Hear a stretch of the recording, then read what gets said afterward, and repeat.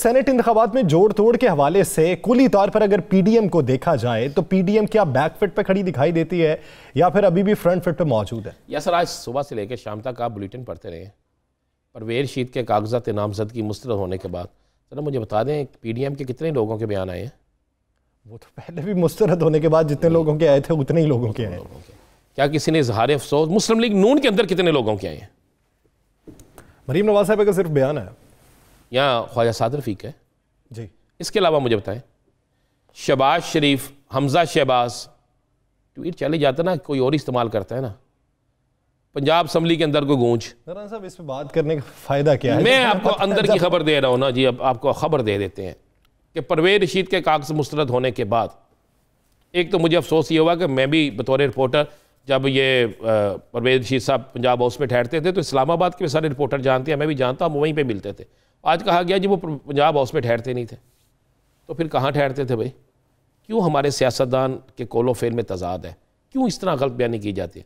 अब परवेज़ रशीद के कागज़ मुस्तरद होने के बाद आपको पता आज फिर मियाँ नवाज शरीफ ने फ़ोन किया, परवेज़ रशीद से भी बात हुई, आज उनकी मरियम साहबा से भी बात हुई, आज उनकी बात फिर दोबारा पीडीएम की अहम तरीन शख्सियत मौलाना फजल रहमान साहब से भी, और कहा गया कि जनाब मौलाना साहब लगता है कि एक प्लानिंग के तहत मेरे करीब तरीन साथियों को, ये लफ्ज़ मैं आपको बता रहा हूँ, करीब तरीन साथियों को सियासत से दूर किया जा रहा है।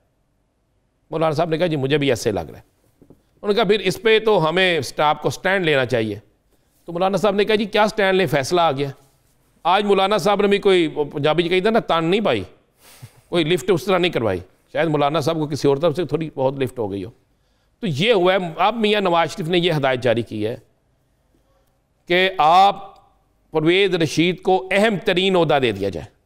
या सर, परवेज़ रशीद को पार्टी के अंदर अहम तरीन ओहदा दे दिया जाए। हालांकि सबसे अहम तरीन ओहदा है भी उनके पास, समझे, मरियम साहबा क्या सब कुछ भी उनके पास है और मियाँ नवाज शरीफ साहब का भी सब कुछ उनके पास, लेकिन इसके बावजूद वो परवेज़ रशीद को अहम तरीन ओहदा देने का फैसला कर चुके हैं। और अहम तरीन ओहदा जो होगा उसमें किसी और की मशावरत नहीं, परवेज़ रशीद को मियाँ नवाज शरीफ, मरियम नवाज जो है उनकी हदायत पर जल्द आप देखेंगे ये दोबारा पिटीशन में जाएंगे। अगर वो भी पिटीशन ख़त्म हो जाती है तो उसके बाद परवेज़ रशीद जो है वो मुस्लिम लीग के तीसरे मियाँ नवाज शरीफ होंगे। पहला नवाज शरीफ खुद है, दूसरा मरियम है, तीसरा परवेज़ रशीद होगा। हमजा, शहबाज शरीफ सब फारिग इस मामले में। अब्बासी साहब को मुझे एक बात बताएं, सीनियर नायब सदर शाहिदा खान अब्बासी साहब, तो सदारत कौन करता है? सदारत तो मरियम साहबा करती है। वही पूछना चाह रहा हूँ कि सीनियर नायब सदर के लिए परवेज़ रशीद साहब का नाम तो नहीं दे दिया जाएगा? भाई सब कुछ वही होंगे। मैं आपको ये बिल्कुल मुसद्दका इतला दे रहा हूँ, ये बिल्कुल मुसद्दका इतला दे रहा हूँ। उनको इनाम दिया जाएगा कि एंटी एस्टेब्लिशमेंट है आप, तो आपको पार्टी के अंदर सबसे अहम ओहदा मिलेगा। अभी वो कोशिश करेंगे कि आखिरी हद तक जाएं, वो सेनेट का इलेक्शन लड़ें, लेकिन अगर वो नहीं लड़ सकते, नहीं उनकी अपील मंजूर होती, तो फिर उन्हें पार्टी में अहम तरीन ओहदा दिया जाएगा। और अगर उनकी अपील मंजूर हो जाती है तो मैं आपको एक और बात बता दूं, फिर मौलाना से किया वादा वफा नहीं होगा। हो सकता है फिर परवेज़ रशीद को सेनेट में किसी अच्छी जगह इलेक्शन लड़ाया जाए। अच्छा चले राना साहब, अब जो नामों पे गौर हो रहा है, बेहतरीन उम्मीदवार कौन सा दिखाई दे रहा है? जो मरियम के करीब होगा। मैं बिल्कुल आपको ठीक कह रहा हूँ। एक तो जी उसके बेटे को मिलेगी टिकट, मेरी तलाक, शाहिदुल्ला खान साहब के बेटे। दूसरा कुरा जो है ना वो ज़्यादा दो नाम, इरफान सदीकी और खोखर बरादरान, सैफुल मुलूक खोखर। हाँ देखें, सैफुल मुलूक खोखर जो है ना, वो कहते हैं ना जान है ना चिड़िया की, तोते की जान जिसमें होती है। ज़्यादा चांसेस कहते हैं परवेज़ रशीद साहब वाली सीट पे सैफुल मुलूक खोखर साहब। मैं कह रहा हूँ तोते की जान किस में होती है? बात यही होता है, ये उल्ट चल रहा है सारा सिलसिला। और मैं आपको इसलिए कह रहा हूँ कि फैसला कोटलाकपा जेल से नहीं आना, कैंप जेल से नहीं आना, फैसला आना है लंदन से।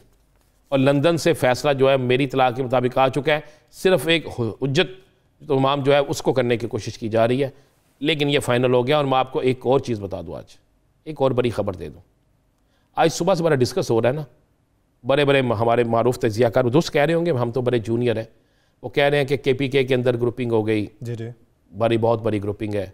पंजाब में किसी ने 100, किसी ने 50 कह दिए। सिंध के अंदर लियाकत जदोई के बयान के बाद बड़ी हलचल मची हुई है। वज़ीर-ए-आज़म पाकिस्तान इमरान खान सब फैसला कर चुके हैं। एक दफ़ा वो सबको मनाएंगे और उसके बाद जो नहीं मानेगा वज़ीर-ए-आज़म बड़ा सख्त कदम लेने जा रहे हैं। उन्होंने एक बिल्कुल वाज़ेह एक पॉलिसी बना लिया है कि पहले तो नाराज़ दोस्तों को मनाया जाए, अगर दोस्त नहीं मानते तो फिर कंप्रोमाइज़ नहीं किया जाएगा और एक बहुत बड़ा कदम उठा दिया जाएगा। यानी ब्लैकमेलिंग में नहीं आएंगे? नहीं आएंगे। इलेक्शन के बाद कोई एक बहुत बड़ा कदम उठाया जा सकता है, बड़ा अहम इकदाम हो सकते हैं, फिर ज़हन में रखिएगा खेडांगे ना खेडन देंगे। पर रद्दोबदल का भी इम्कानात है, लेकिन फिल वक्त मनाने की कोशिश की जा रही है कि बेहतरी का रास्ता इख्तियार कर लिया जाए, मुफाहमत का रास्ता इख्तियार कर लिया जाए। लेकिन अगर वो ना हुआ तो फिर इलेक्शन के बाद कोई हार्श स्टेप भी उठाया जा सकता है।